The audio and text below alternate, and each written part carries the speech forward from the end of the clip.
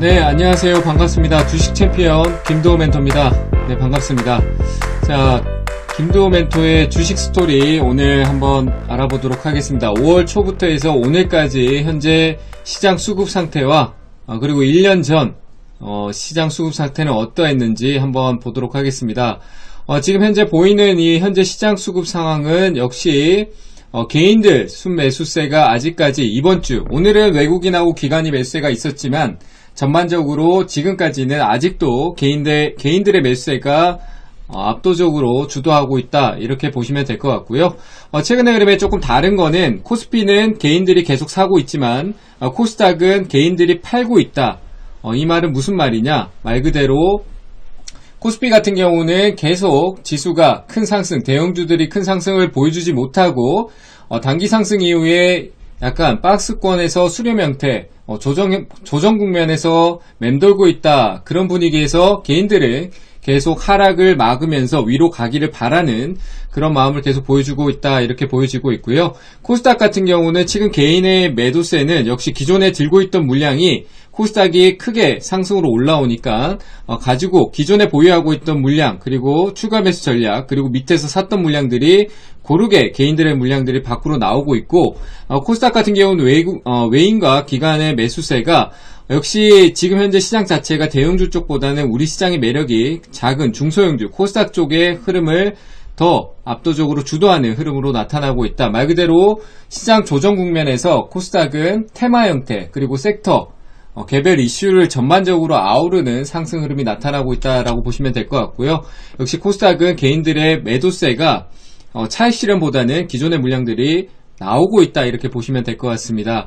작년 같은 경우 이 시점에서 역시 개인들의 매수세가 강했었는데요. 그때는 개인들이 물량을 빼기보다는 올라갈 거라는 생각에 미중 무역에 대한 부분에서 2018년도 때 바닥에 한번 나왔었기 때문에 이제 올라가겠지라는 생각에서 위로 올라가는 쪽에 배팅을 했던 시점이었다. 그때 외국인들이 팔았던 거는 팔기 시작했던 구간이었다라고 보시면 될 것 같고요.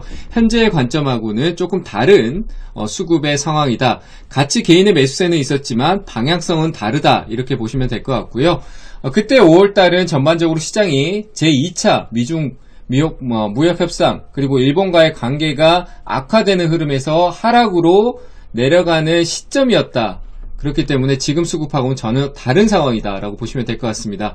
지금 최근에 이 개인 매수세는 코로나로 인해서 하락하기 시작했던 지점에서 계속 내려갈 때 끝까지 사고, 그리고 올라오는 것까지 끝까지 개인들이 주도했던, 전반적으로 단기적으로 최근 3월달 2월 말부터 해서 현 시점까지 개인들이 사자세로 계속 유지하고 있는 흐름이기 때문에, 그리고 지수는 회복 구간에 있는 거지 상승을 한 게 아닙니다. 상승이 한 게 아니고 반등으로 원래 자리로 돌아와 있는 구간. 그러니까 개인의 매수세도 지금 토탈 크게 봤었을 때는 큰 매수로 들어와 있지만 점점 그 매수세가 약해지고 있고요. 외국인들이 그 약해지는 매수세를 조금씩 압박하고 있다, 이렇게 보시면 될 것 같습니다. 역시 코스피가 올라가는데 외국인이 들어와서 올라가든 개인의 힘으로 외국인과 기관의 매도를 이기면서 올라가는 한 차례의 큰 상승은 아니지만 방향성을 보여줄지, 그 관점을 좀 지켜보시면 좋을 것 같고요. 우리가 차트를 통해서 조금 확인해 본다라고 하면은 역시 코스피 같은 경우는 역시 조금 올라와 있는 상황에서 조금 각도가 이전에 오르던 폭의 각도가 가파르게 바닥권에서 올라왔을 때부터 점점점 여기서 한번 추가적인 상승을 보여주고 점점점 낮아지면서 옆으로 가고 있는 그 추세 방향성이 각도가 크지 않고 옆으로 행보성이지만 소폭 우상향을 유지하고 있는 흐름이다, 이렇게 보시면 될 것 같고요. 역시 대형주 안에서도 개별적인 흐름이 조금 나타나고 있다, 이렇게 보시는 게 맞을 것 같습니다. 여기서 강한 탄력으로 상승, 코스닥처럼 강하게 올라가줘야 되는데 역시 대형주는 역시 외국인의 수급을 조금은 같이 해줘야지만 올라가지 않을까라고 판단되고요. 여기 올라갈 때 개인들의 차익 실현도 역시 반드시 필요하다. 만약에 개인의 매수세로 방향성 위로 올라간다라고 했을 때는 역시 상승폭은 이 구간에 나왔던 만큼 정도의 조금 작은 상승폭은 이어질 수 있고, 또다시 횡보 조정 혹은 M파동 밑으로 조금 가격을 내리는 조정이 다시 나타날 수 있으니까요. 대형주는 이번 기회에 올라올 때 역시 수익권이신 분들은 일부 수익 실현하는 전략으로 가면서 전략 매도가 아닌 분할 매도 전략을 가져가시면서 끌고 가는 전략, 그렇게 보시면 될 것 같고, 아래로 방향을 틀 때 내가 수익권일 때는 수익 실현하시고, 대형주는 이 내려가는 폭에서 순차적으로 매수를 하기보다는 좀 더 아래 구간, 역시 개인의 매수세가 기존에 외국인의 매도세를 위쪽으로 끌어줄 수 있는 그 매수세가 들어왔던 자리 구간에서 본다라고, 추가적인 매수 전략으로 본다라고 생각하시면서 이 사이의 구간에서는 대형보다는 관망이 좋다. 말 그대로 1770포인트, 60포인트 때까지 내려왔을 때 대형 관점을 보는 게 더 훨씬 더 좋을 거고요. 거기에 오지 않는다라고 했을 때는 보유 관점으로 지켜보는 투자를 하시는 게 맞다. 이렇게 의견을 드리도록 하겠습니다.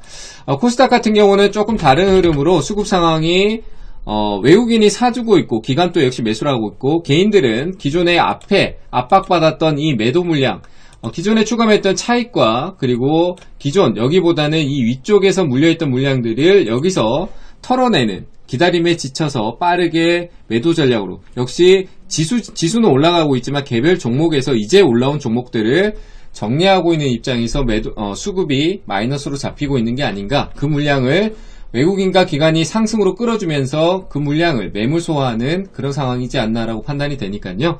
코스닥은 추가적으로 상승이 나올 여력이 조금은 있습니다. 하지만 코스피가 올라가지 못하면서 코스닥의 탄력이 과연 갈수록 강해질 수 있느냐, 아니면 올라갔을 때 코스피가 올라가지 못해서 그 계류, 그 사이를 다시 맞추면서 커플링을 다시 조금 맞춰가는 분위기로 갈지 조금 보면서 대응하시면서, 역시 코스닥 역시 지금은 방향성 각도를 세웠기 때문에 조정도 가파르게 한 번씩 나올 수 있다.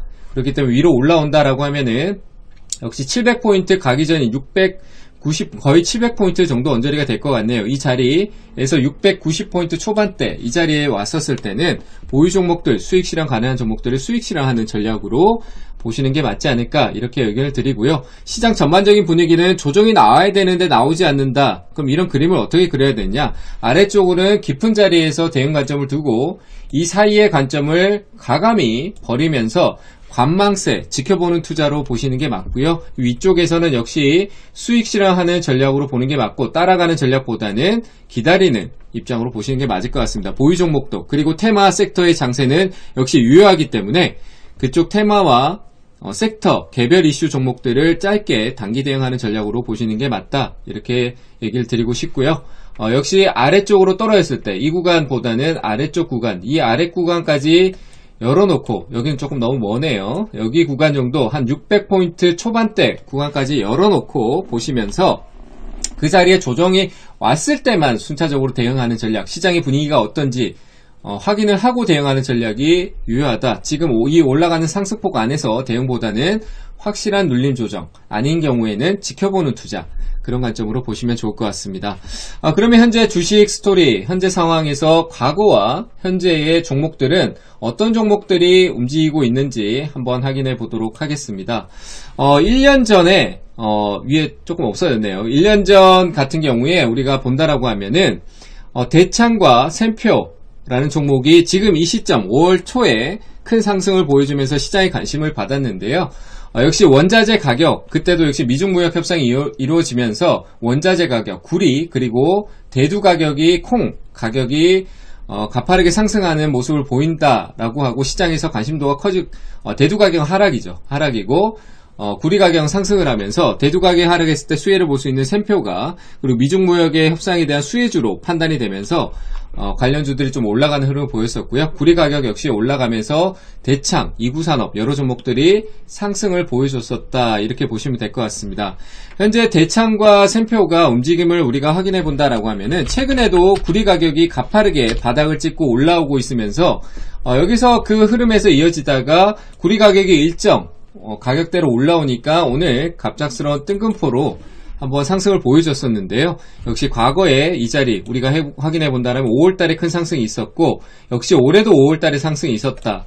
과연 이 5월달에 구리 가격이 꾸준하게 이런 상승폭이 있나, 계절이라기보다 시기적인 특성이 있는지 한번 확인할 필요가 있지 않나라고 생각이 드는 그런 흐름이다, 이렇게 보시면 될 것 같고요. 역시 2018년도 때에도 같은 비슷한 시기에 큰 상승이 있었다라는 거를 한번 확인해 보면서 과거에 어떤 흐름이 있었는지, 대창은 어떤 시기에 이런 급등성의 흐름이 나왔는지, 상승의 흐름이 나왔는지를 시기적으로 확인할 수 있는 날이 아니었나 이렇게 보시면 좋을 것 같습니다. 자, 그리고 샘표 역시 조금 비슷한 흐름이었다. 역시 미중무역 협상 3번에 걸쳐서 얘기가 나왔었는데 그 패턴이 그대로 나왔습니다. 우리가 미중무역 협상이 1차적으로 나오고 또다시 연속성이 나타났었을 때 그 분위기에 2차 상승이 나왔었고요. 그 시기가 역시 작년이었다. 그리고 올해 역시 어떤 순간이었나요? 네, 미국과 중국이 또다시 관세를 통해 이 코로나의 원인이 중국 때문이다. 그래서 관세를 매길 거다라는 얘기가 나오면서 샘표가 상승을 보여주는, 역시 대두 가격 역시 깊은 바닥권에 내려가 있었기 때문에 샘표가 큰 반응, 그 수혜주로 반응을 보였었다. 이렇게 보시면 될 것 같고요. 역시 지금 현재 매수 관점보다 우리가 미중무역에 관해서는 이미 학습 효과가 있기 때문에 단발성으로 끝날 수 있기 때문에 공략보다는 샘표의 가치를 봤었을 때 아래쪽 이 상승이 시작되는 초입 구간, 이 아래에서만 내려왔을 때 그 시기를 기다렸다가 투자하는 전략으로 보시면 좋을 것 같습니다. 그리고 주식 스토리 현재 흐름을 또 한번 확인해 보도록 하겠습니다. 1년 후 오늘 주식 스토리 어떤 종목들, 어떤 분위기, 시장의 분위기를 가져가고 있나 라고 얘기를 드리면, 역시 제가 저번주였나요? 저저번 주에 얘기했던 것 같은데 2주 전이었던 것 같습니다. 2주 전에 얘기했던 정책적인 얘기, 총선이 끝나고 정책적인 이슈가 부각될 가능성이 크다라고 얘기를 드렸었고, 그 관련해서 플랫폼 그리고 4차 산업 위주의 정책을 보자라고 했었고, 인공지능 그리고 IT 플랫폼, 빅데이터 이런 얘기를 한번 드린 적이 있습니다. 그 얘기가 말 그대로 시장에 반영이 계속 됐었고, 많은 IT 그리고 소프트웨어 그리고 플랫폼 그리고 빅데이터 보안 관련주들이 큰 상승을 보여주고 있는 흐름이다라고 보시면 될 것 같고요. 역시 그 관련해서 최근에 올라갔던 종목이 삼성 SDS, 다우데이터, 한국판 IT UD 정책의 수혜를 볼 수 있다라는 측면에서 큰 상승을 보여줬는데, 이제 상승 초입으로 가는 건지 아니면 여기서 단발성으로 끝날지 정책적인 건 얘기가 있었기 때문에 기대감은 역시 살아있다라고 볼 수 있지만, 강한 상승으로 인해서 위쪽에 매물 부담이 조금 나타날 수 있는 구간이지 않나라고 판단되니까 지금은 따라가는 전략보다는 역시 음봉 매수, 약간 눌림목의 분할 매수 접근이 맞다라고 판단이 되고요. 차트를 통해서 조금 더 확인해 보도록 하겠습니다.